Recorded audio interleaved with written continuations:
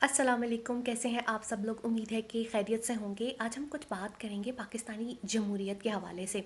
हमने ये देखा है कि मुल्क में कोई आफत आ जाए, कोई तूफ़ान आ जाए, अवाम के साथ कोई ज़्यादती हो जाए, औरत सड़क पे बच्चा पैदा कर ले, आतिश ज़दगी में लोग झुलस के इसलिए मर जाएं कि हमारे पास फायर ब्रिगेड की जदीद सहूलियात नहीं है।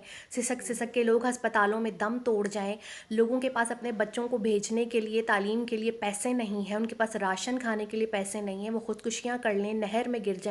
इनकी जमहूरियत को कोई फ़र्क नहीं पड़ता। हाँ, अगर इनके लीडर की करप्शन पकड़ी जाए तो फ़ौरी तौर पे ये राग अलापना शुरू हो जाते हैं कि इस मुल्क में जमहूरियत ख़तरे में है।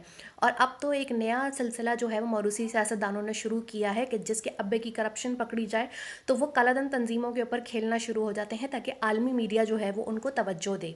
मुझे एक बात बताएं, ज़रब अज़्ब और रद्दुल फ़साद में इतने बड़े बड़े नेटवर्क्स को तोड़ा गया है, उसकी पे तो आप कभी बात नहीं करते, उसकी तो आप कभी अच्छाई नहीं करते।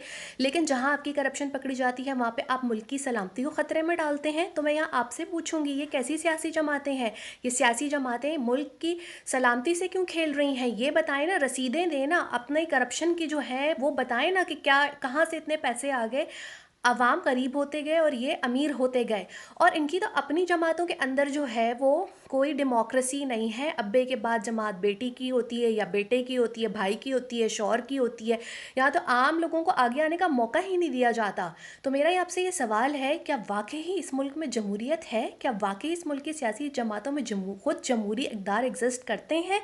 मैं आपके जवाब की मुंतज़र रहूँगी। अल्लाह हाफ़िज़।